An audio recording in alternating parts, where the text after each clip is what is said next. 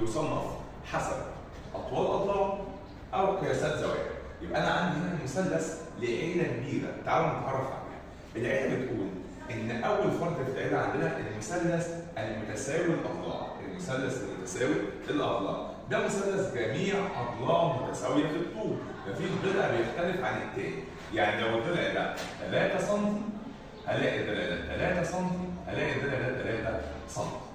تاني فرد في العيله المثلث المتساوي الساقين. يعني ايه متساوي الساقين؟ يعني في ضلعين متساويين، ضلعين فقط متساويين، طب التالت اكيد هيكون مختلف.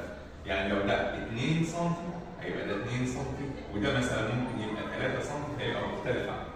واخر واحد في العيله هيبقى المثلث المختلف الاضلاع، ده مثلث جميع اضلاعه مختلفه، مفيش ولا ضلع عن التاني. طيب من حيث قياسات زوايا عندنا مثلث حاد الزوايا، يعني